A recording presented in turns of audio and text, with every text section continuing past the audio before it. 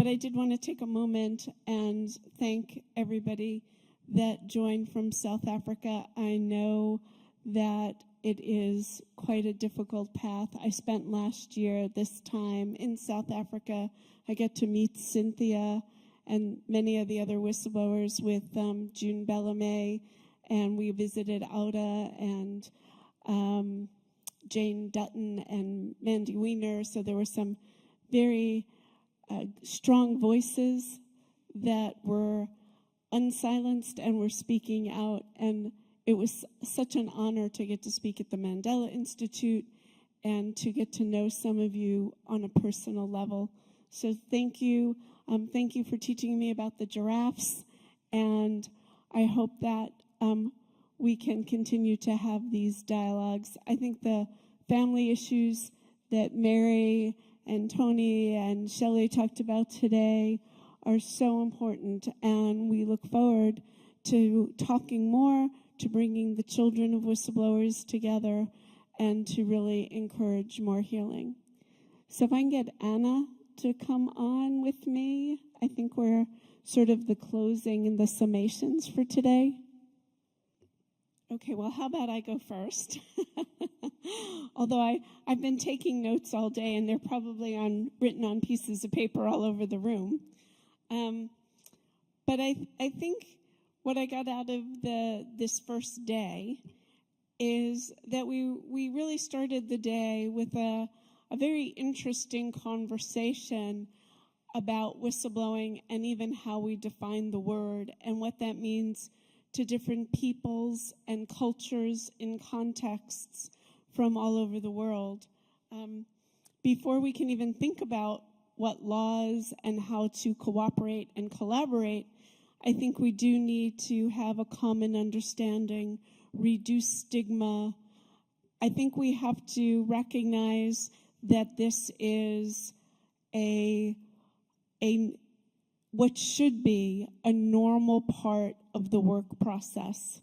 I often say that when we learn about continuous process improvement, we never really talk about it in terms of whistleblowing, because you go, oh, this is broken, we should fix it, and everybody goes, oh yes, look, it's broken, we should fix it. And they fix it, and everybody moves on. Whistleblowing has sort of become a unique animal, a giraffe, in that it takes the normal process and turns it on its head. It becomes abnormal. And the whistleblower becomes the victim of the accusations instead of the person trying to solve the problems. And I think we see that that's the don't shoot the messenger, right? I think as the messengers of the wrongdoing, they're not the perpetrators of the wrongdoing, they've identified it, and we're trying to get them that help and support and the recognition. We have to come past the stigma and the right words. And I think that's what Dragana and Vlad and Nicholas were talking about earlier today, is the stigma, the slap suits, the weaponizing the judicial process. We villainize the employee when most of them were not heroes. They were just doing their job. Whistleblowers always tell me, like, we really need to get this right because the language can harm us. And I've heard the same thing from veterans. That's where I spent most of my career. They were the tip of the spear. They went out and they did what they were supposed to do, and they expected to come home to a grateful nation, and that was disappointing. They weren't expecting anything more than what they deserved, and they got less. And I think whistleblowers are very much in the same boat. People who know me know I compare them all the time. And I think that we need to start by finding our right words and our right language.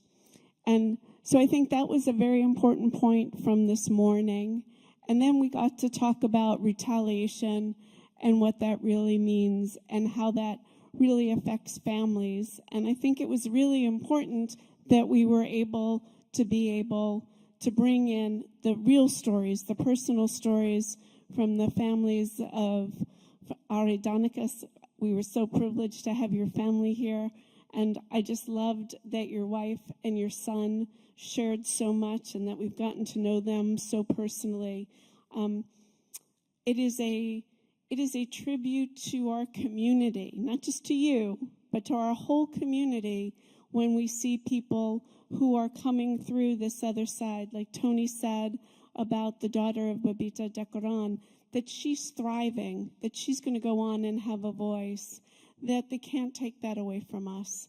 So I'm very proud of us. I'm very proud that we were able to start today with a really good conversation about the right words and that words matter. And I see that Anna has joined us. So I'm going to ask her, because she's been monitoring the online while I've been monitoring the room today. And I'd love to hear your thoughts as well, Anna. So good afternoon to all. Here we have come to the conclusion of a very successful day, and I would say also to the conclusion of a historic day. Certainly successful and historic for my dear old friend Aris, whose conviction and power can move mountains, really. But also a historic day, I would say, like for at least my country, if not for Europe as a whole. And let me take you back to like 11 years ago and tell you this story of mine, and again, a personal testification that is very critical for the path of my country, Greece, to this whistleblowing road. I may have been the first person in the country having uttered the word whistleblowing back in May 2013, when as a researcher and author of Transparency International, I had drafted the policy paper advocating for the need to enact a legal framework for the protection of whistleblowers in the country. It was not until 1 year later when the country passed a law not for the protection of whistleblowers, you know, in the context of employment as we know it nowadays, but of the so-called witnesses of public interest, which was for the protection of those who would report a very specific number of financial crimes against the public interest. And of course, this outcome was not like the power of my policy paper, of Transparency International's policy paper, but it was like the international lenders' power that they wanted to strengthen the legal framework for being able to combat the tax evasion.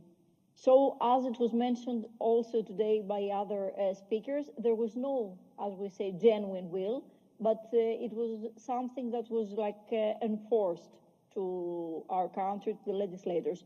This is why not only this framework for the protection of witnesses of public interest, but also later this legal framework for the protection of whistleblowers in the context of employment law, as we know today in transposition of the EU directive, is very modest and very limited in its scope, meaning that we only protect those who report wrongdoings of EU law and not those who report wrongdoings of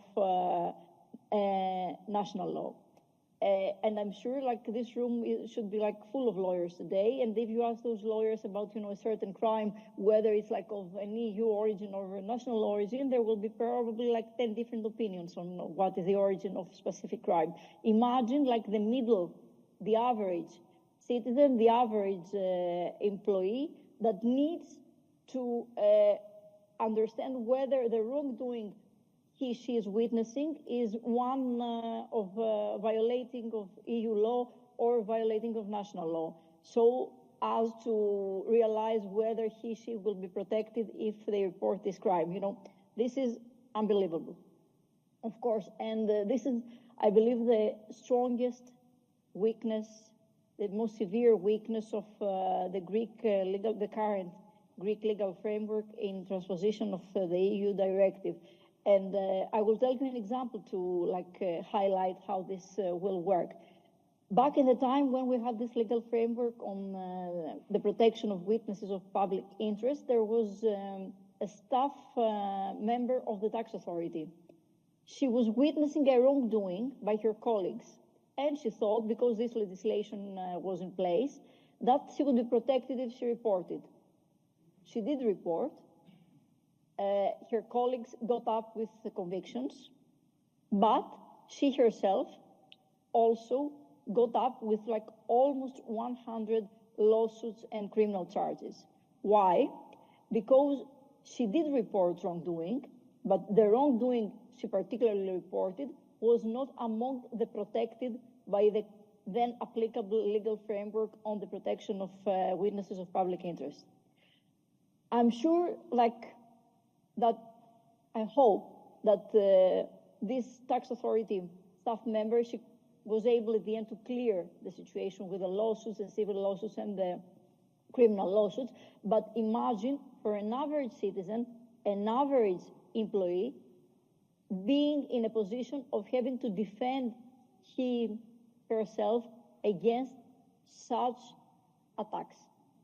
This is, of course, something that I would wish to nobody. However, and having said that, it is our big success today that we are here to discuss about the particular aspects of whistleblowing. We are not 10 years back in time when we were advocating for the need to have a whistleblowing framework in place. We do have that. So now we have the luxury of discussing about SLAPs. We have the luxury, I mean, if it's a luxury, but okay, we're getting deeper into this notion of whistleblowing, of discussing about the emotional distress of the whistleblowers and their family, and all those topics that were very, very nicely lightened today by our distinguished speakers.